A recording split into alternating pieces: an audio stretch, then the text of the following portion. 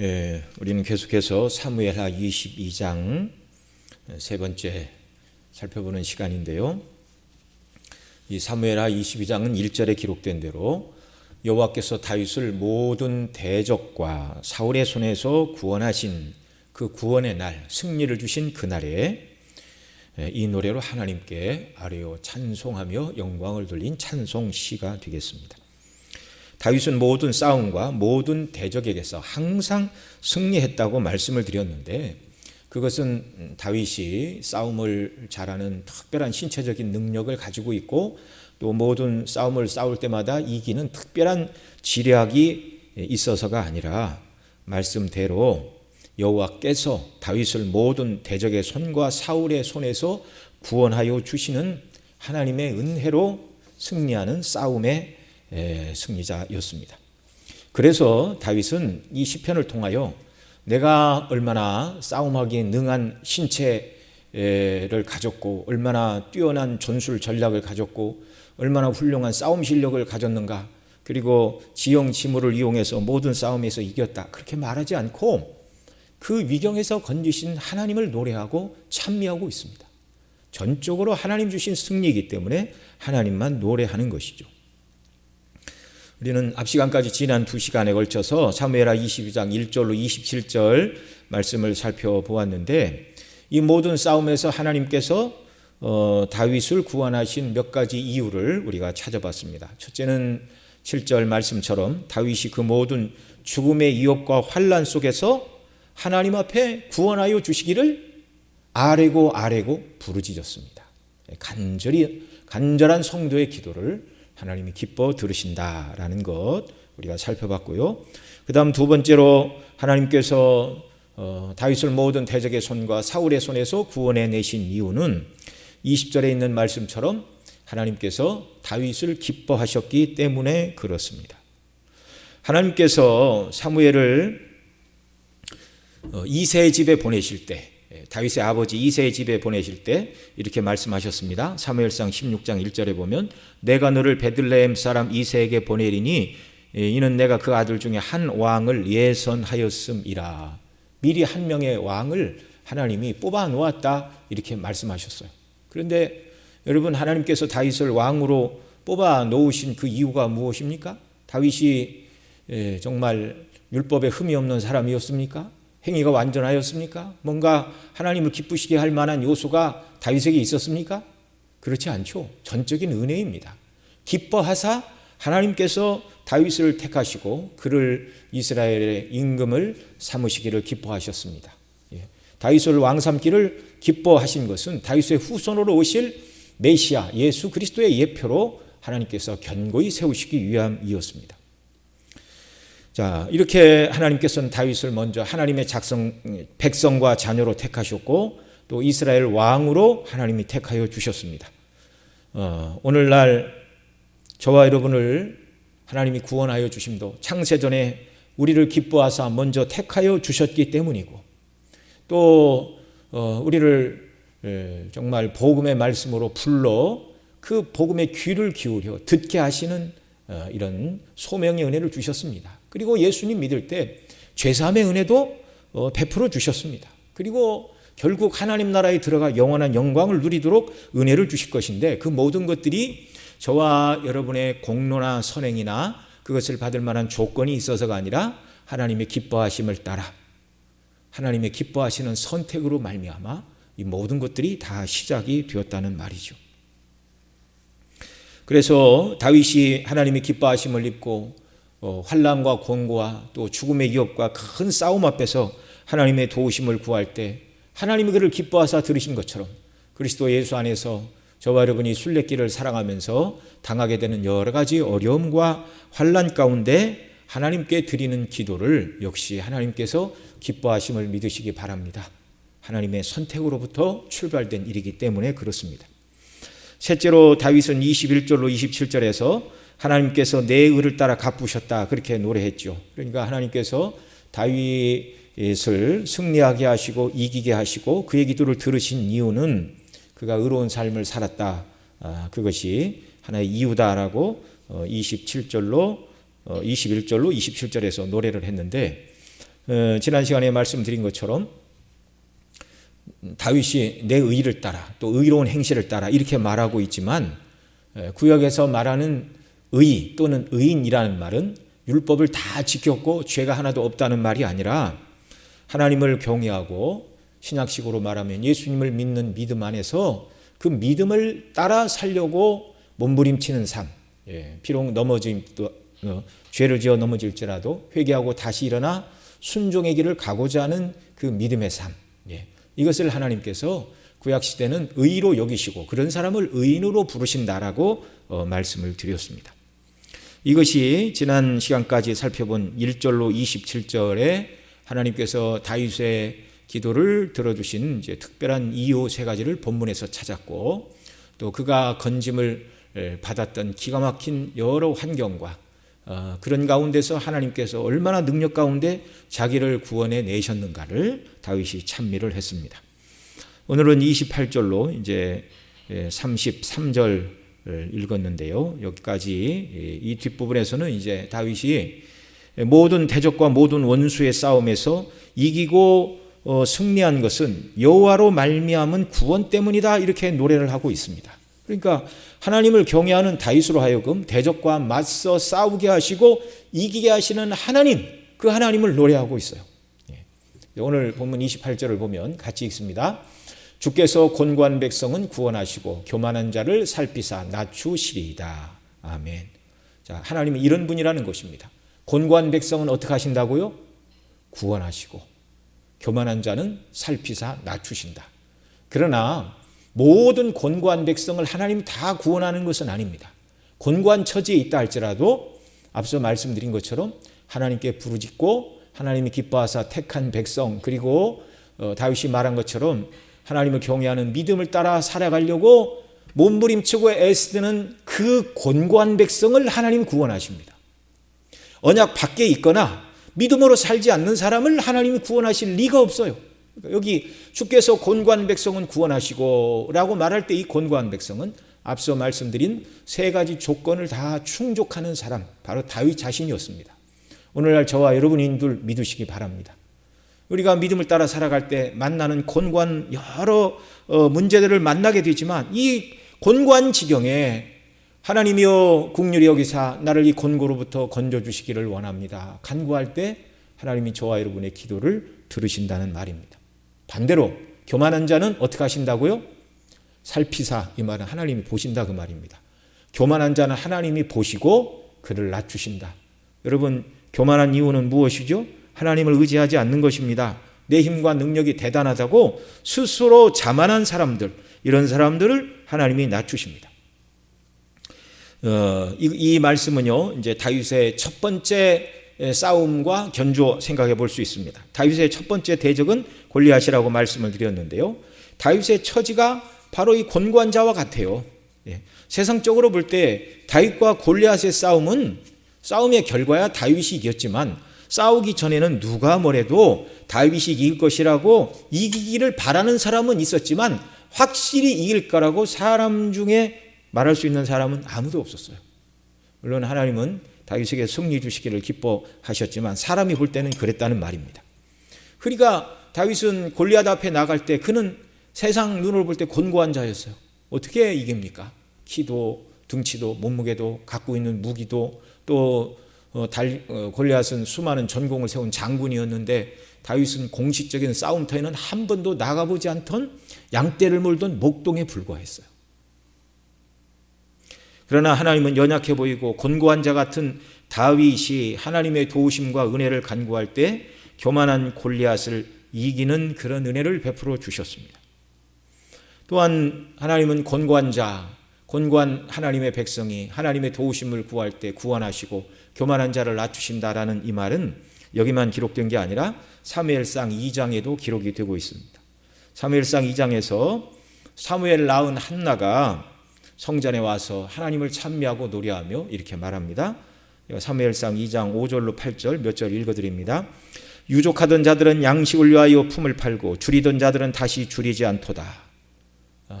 풍족하던 자들은 양식을 위하여 품을 팔고 줄이던 자들은 다시 줄이지 않도다. 역전이 일어났죠. 누구 때문에 이런 일이 일어난다고 지금 한나가 노래하고 있죠.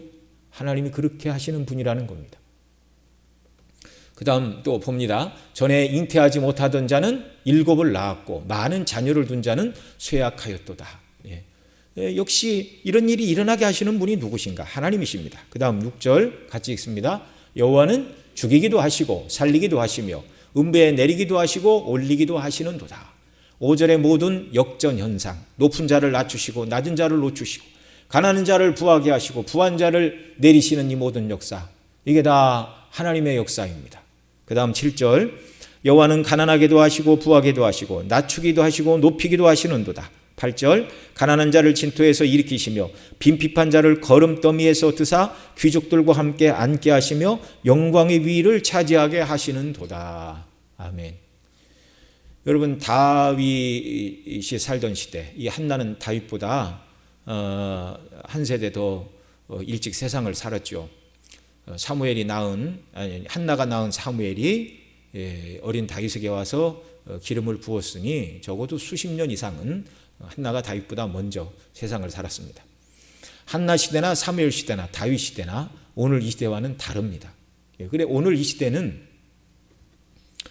시대를 잘 만나고 또 특별한 아이템이나 투자를 잘하면 가난한 자가 부자가 되는 경우가 있습니까? 없습니까? 많이 있습니다. 이 시대는. 그러나 다윗 시대 또는 한나 시대는 무슨 IT가 있는 것도 아니고 무슨 벤처기업이 있는 것도 아니고 무슨 주식이나 무슨 어디에 투자할 수 있는 그런 시대도 아니고 오롯이 목축과 농사로 먹고 살던 시대입니다. 여러분, 그 시대에 부자는 계속 부해요. 땅이 있고 또 기반이 있으니까. 땅이 없고 또 기반이 없는 가난한 사람은 계속 가난할 수밖에 없는 거예요. 그러니까 그 시대에는 이렇게 한번 태어나면 모든 신분과 사회적인 위치와 경제적 이 모든 것들이 다 고착화되어 있는 그런 사회였습니다. 그럼에도 불구하고 한나는 뭐라고 말해요? 여호와는 가난하게도 하시고 부하게도 하시고 낮추기도 하시고 높이기도 하시는 하나님. 그러니까 세상에서는 이런 일은 안 일어난다, 불가능한다 이렇게 말하는 세대에 한나는 하나님의 그 놀라운 은혜 역사를 체험했습니다. 아이를 낳지 못한 남편이 이제 다른 후시를 들여서 여러 명의 자녀를 낳고 명절 때마다 자녀가 없어서 슬피 울고 고통하고 이러는 그의 간절한 기도를 들으시고 사무엘을 주셨죠. 이런 일들을 통해서 한나는 하나님은 사람들은 이 세상이 고착화되어 부자는 항상 부자고 가난한 사람은 항상 가난하고 있는 사람은 항상 있고 없는 사람은 없고 빈핍한 자는 항상 빈핍하고 귀족은 항상 귀족의 자리를 차지한다라고 생각하는 그런 틀에 갇힌 생각을 하고 있는 그때에 한나는 아니다. 하나님은 바꾸시는 분이다. 하나님은 역전의 하나님이다. 온전히 하나님을 의뢰하고 신뢰하고 믿음으로 나가는 자를 붙들고 하나님이 사용하시고 당신의 영광을 드러나게 하시고 그런 자를 붙들고 하나님이 일하신다. 이게 정말 놀라운 노래입니다.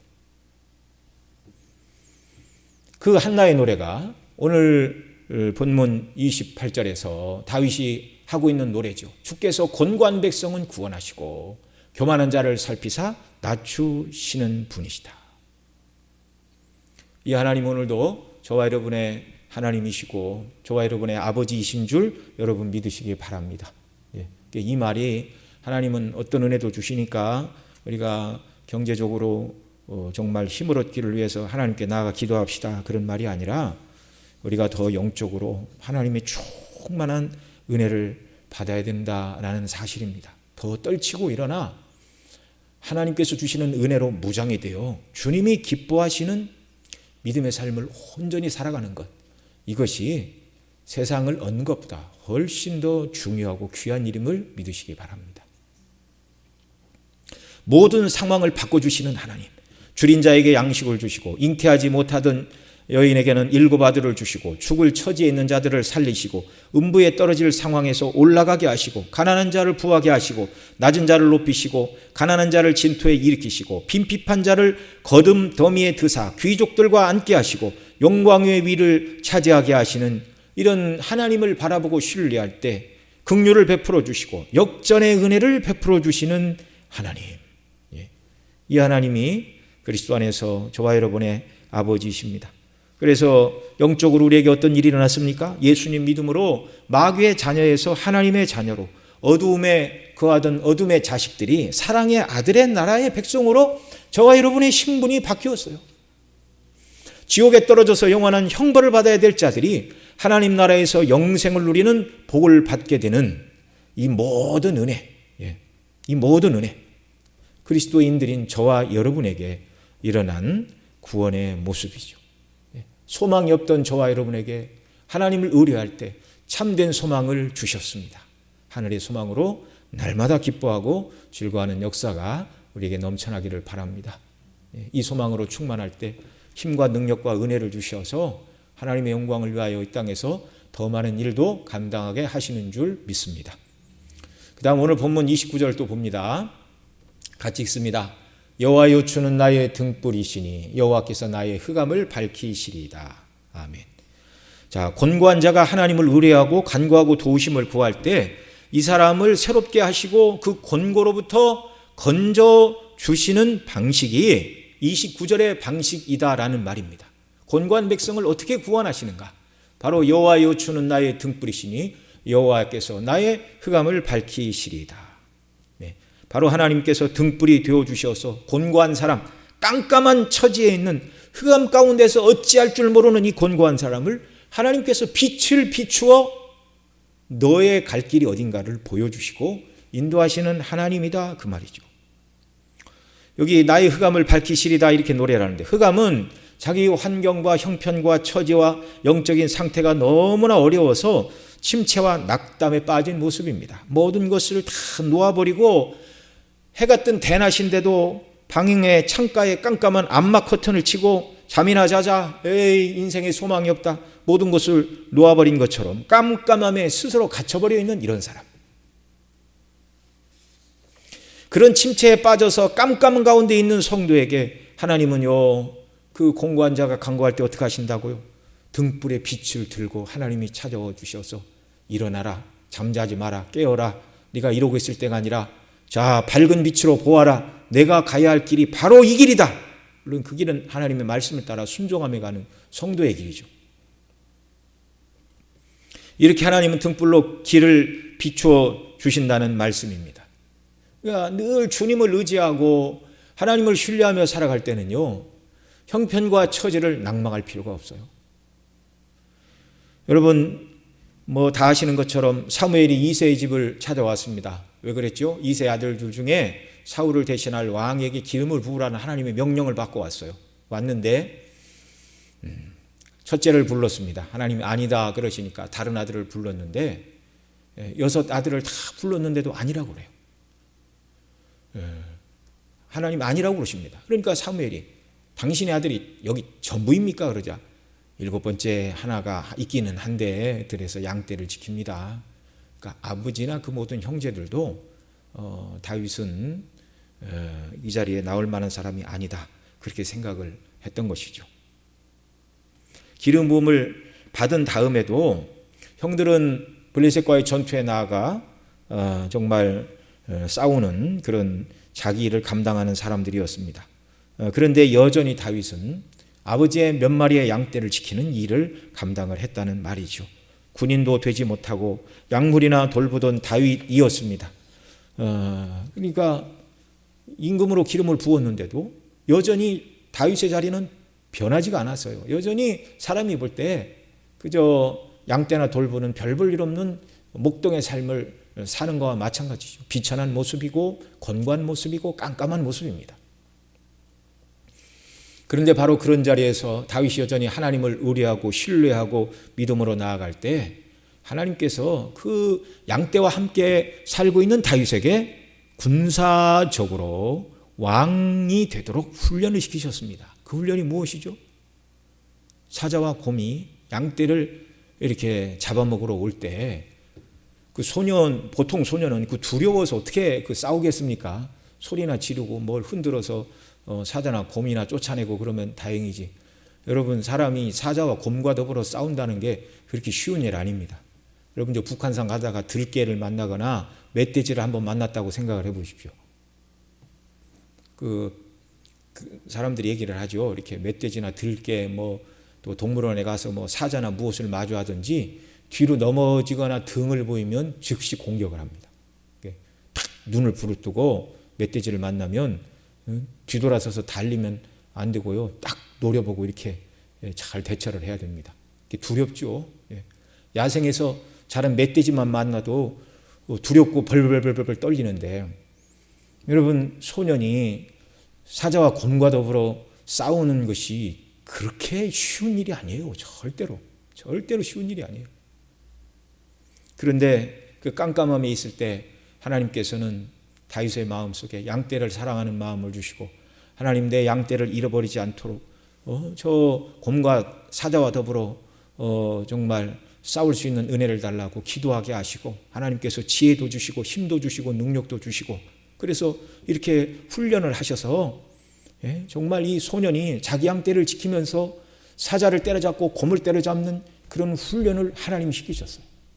이 훈련의 결과로 처음 전쟁이었던 블레셋의 골리앗을 맞섰을 때 이미 사납기 그지없는 사자와 곰과 더불어 싸운 승리의 경험이 골리앗과 더불어 나아가 싸우도록 하는 그런 밑바탕이 되었다는 것입니다.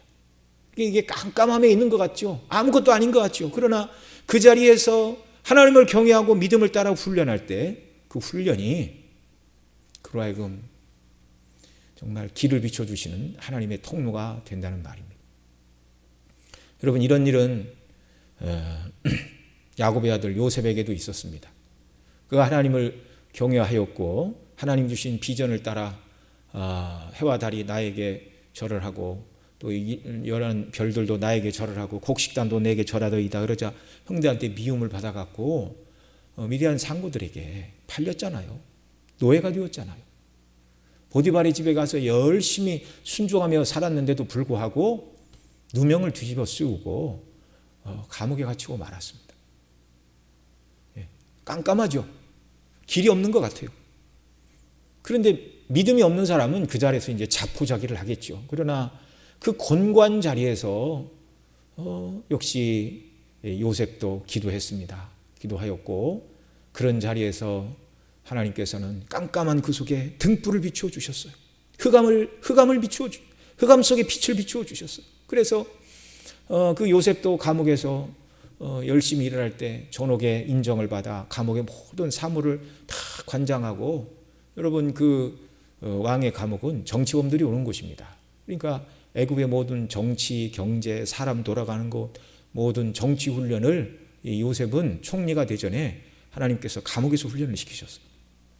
감옥에 있으면서 요셉이 이것이 하나님께서 나를 애굽의 총리로 세우시는 방편일 것이다, 꿈엔들 그렇게 생각하고 옥에 갇혀 있었겠습니까? 아니죠. 옥에 갇혀 있는 그 순간은 정말 깜깜함에 있어요. 깜깜함. 그러나 하나님을 경외하는 믿음을 따라 그 상황에서도 자기 일을 잘 감당할 때 하나님은 그게 길을 밝히는 등불이 되도록 섭리적으로 은혜를 주셨다는 말씀입니다.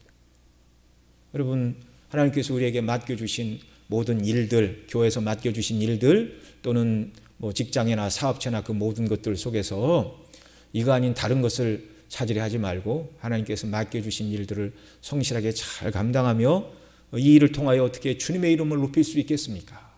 어떻게 해야 더 하나님의 영광을 위하여 제가 섬길 수 있겠습니까? 이렇게 기도하며 하나님의 도우심을 구할 때 우리의 현재의 모든 영적인 형편과 상황과 처지가 흑암처럼 깜깜하고 곤고한 자리에 있는 것처럼 보인다 할지라도 이렇게 믿음으로 주의 도우심과 은혜를 구하는 자에게 하나님께서는 등불을 밝혀주시고 그런 저와 여러분을 능력으로 붙드시고 사용해 주심을 믿으시기 바랍니다. 항상 이렇게 하셨어요. 교회사 속에서 항상 특별히 대단한 것이 아니라. 요즘 젊은 사람들이 학교를 졸업해도 참 취업난에 굉장히 많이 시달리고 그러죠. 그래서 제가 우리 청년들 만나서 그런 얘기를 할 때마다 야, 길이 안 보인다고 낙담하고 좌절하지 말고 지금 네가 너의 형편에서 할 수 있는 일이 무엇인가? 그 일을 믿음으로 잘 감당하고 하나님의 도우심을 구하면 주께서 반드시 은혜를 주실 것이다. 어디 별난 딴 세상에서 하나님께서 우리에게 은혜를 주시고 길을 열어주시고 그렇게 하지 않는다는 것을 우리가 항상 기억을 해야 됩니다.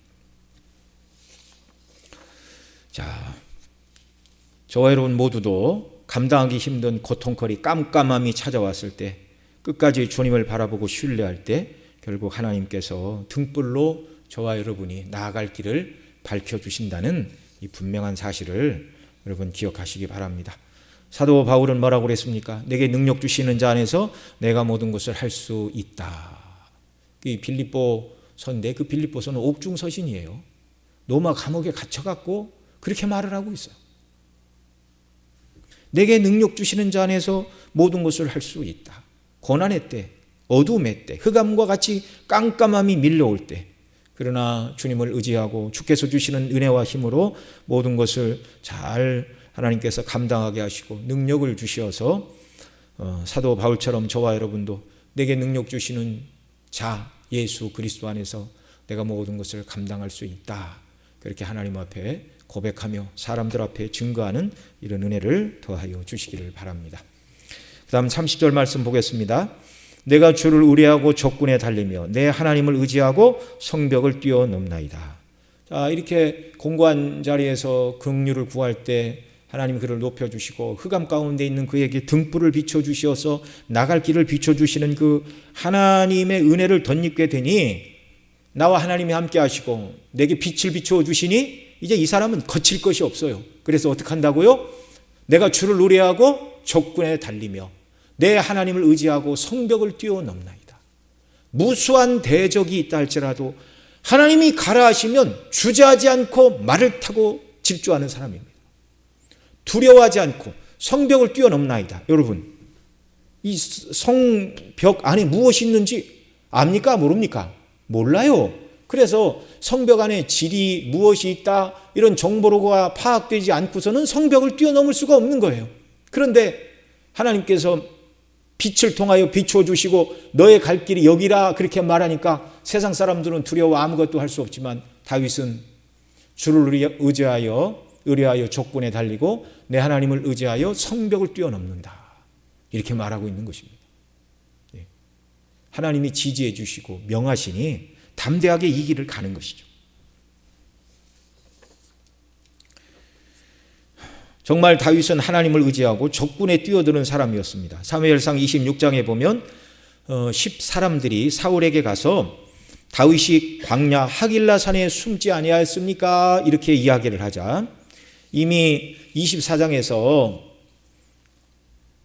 사울이 다윗을 잡아가려고 이렇게 왔다가 굴 속에 들어가서 발을 가리우고 낮잠을 자고 있을 때 그 안쪽에 다윗이 숨어 있다가 사울의 옷자락만 잠시 이렇게 베고 목숨을 살려주었죠. 그러자 사울이 아이고 네가 의롭고 나는 불의하다.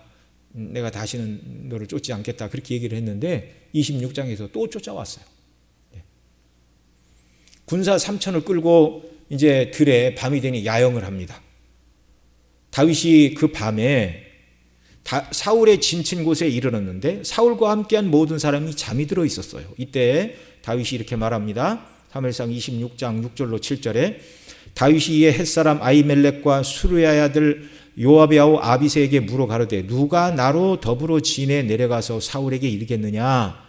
그러자 아비새가 대답을 합니다. 아비새가 가로되 내가 함께 가겠나이다. 다윗과 아비새가 밤에 그 백성에게 나아가 본즉 사울이 진 가운데 누워 자고 창은 머리 곁 땅에 꽂혔고 아브넬과 백성들은 그를 둘러 누웠는지라.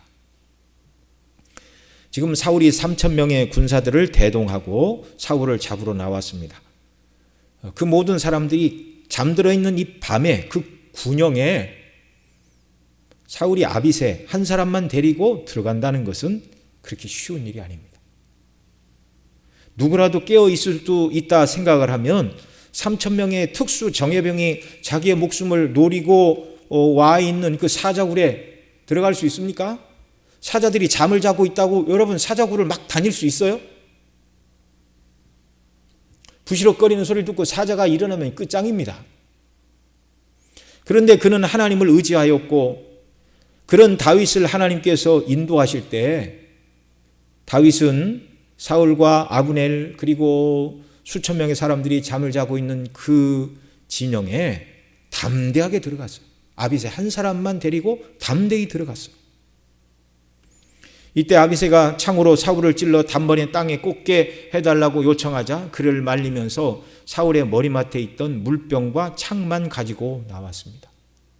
그러니까 하나님 앞에 기도했고 또 하나님께서 다윗에게 가도 좋겠다라는 그런 어떤 여기 성경이 말하는 등불과 같은 그런 마음의 사인을 주신 것이죠. 그러지 않고야 어떻게 사람이 하나님 주시는 확신과 은혜가 없고야 어떻게 3,000명이 잠들어 있고 자기를 죽이려 온 사람들 사이를 헤집고 들어가 왕의 머리맡에 있는 물병과 그 왕의 창을 들고 나올 수 있겠습니까?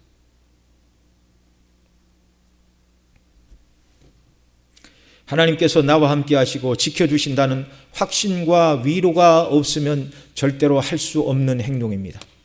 이렇게 하나님은 하나하나 하나님을 의지하는 다윗으로 하여금 싸움을 싸우게 하셨고 승리하는 은혜를 베풀어 주셨습니다.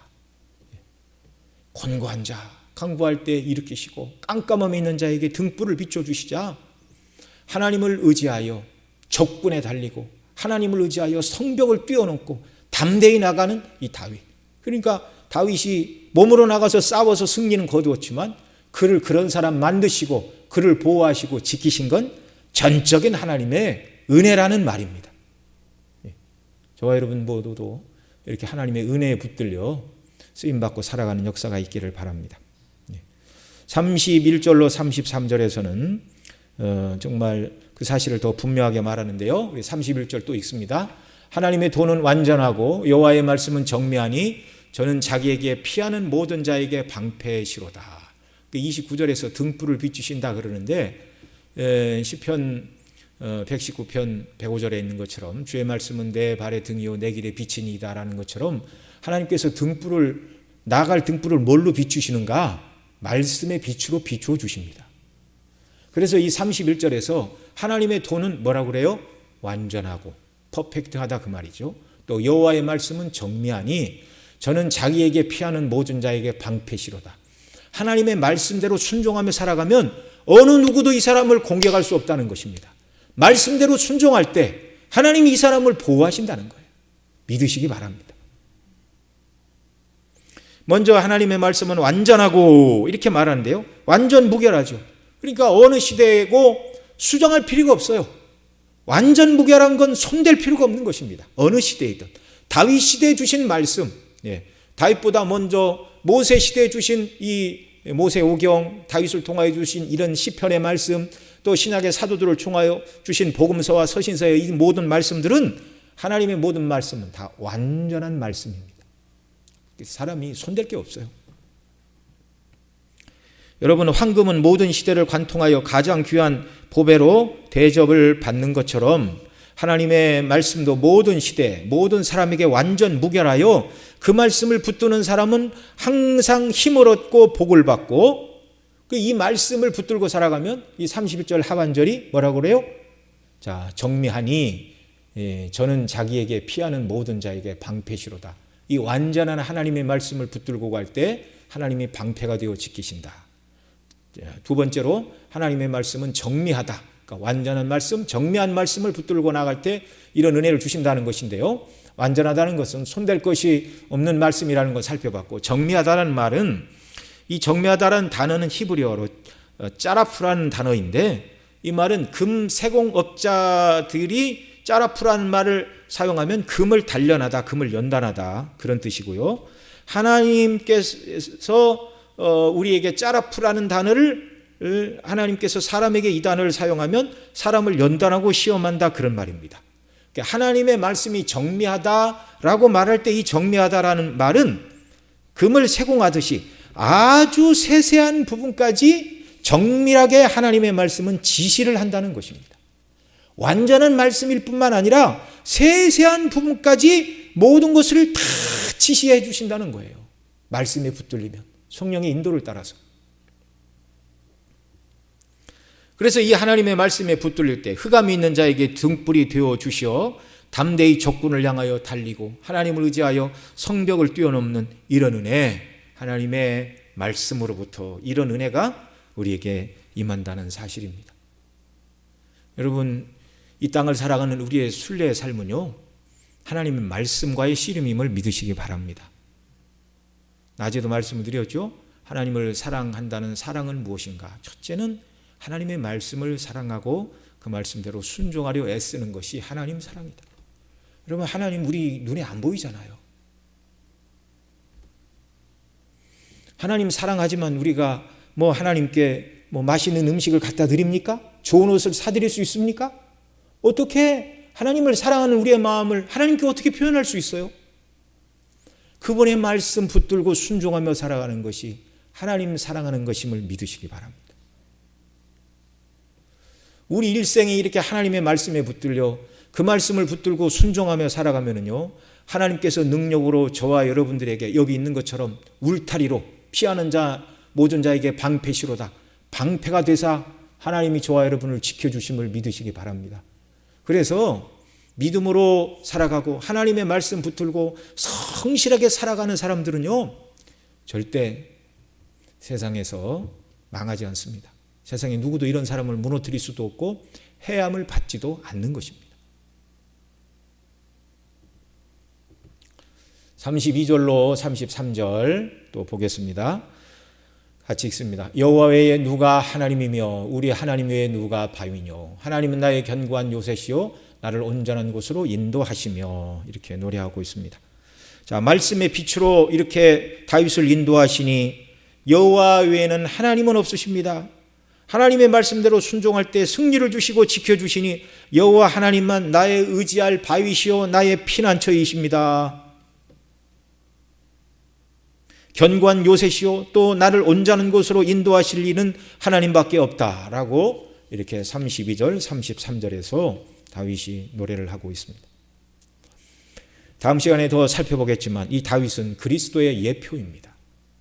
다윗의 후손으로 오실 그리스도를 통하여 이루실 구원 역사의 예표를 다윗을 통하여 먼저 보여주시고 있어요. 고난 가운데 하나님을 의지하게 하시고 하나님을 의지할 때 그 기도를 들으시고 승리케 하시고, 또 이제 사무엘하 22장 그 뒷부분에 가면 모든 열방의 백성들이 내게 나올 것이다 이렇게 말하는데, 1차적으로 다윗에게 주어진 시지만 궁극적으로 열방, 오늘 이 시대에 유대인과 상관없는 저와 여러분이 열방이죠. 모든 열방 사람들이 다 그리스도를 통하여 구원을 얻게 되고 하나님께 영광을 돌리게 될 것을 이 시편 뒷부분에서 노래를 하고 있습니다. 이걸 시편이라고 말하는 이유는 이 사무엘하 22장이 시로 기록되었기 때문이고요. 또 시편 18편이 이 사무엘하 22장과 거의 몇 문장이 빠졌거나 들어갔거나 몇 단어가 조금 다르고 대부분 원문이 그대로 실려 있습니다. 다윗의 시이죠. 그래서 이 사무엘하 22장은 메시아 시편이기도 한 것입니다. 다윗을 모든 대적에게서 이기게 하시고 승리케 하신 하나님은 그리스도 안에서 모든 대적을 멸하시고 하나님의 영광스러운 구원을 그 백성들에게 드러내 주셨습니다. 저와 여러분이 하나님의 말씀 붙들고 살아가는 것이 승리의 비결이라고 말씀을 드렸는데, 그 하나님의 말씀의 핵심이 무엇입니까? 십자가에 달려 우리를 구속하신 예수 그리스도입니다.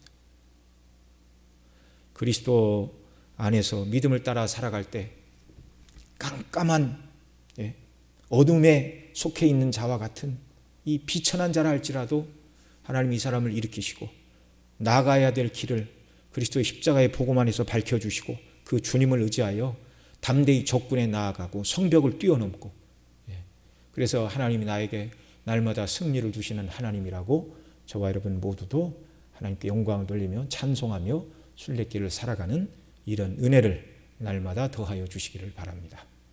기도하겠습니다.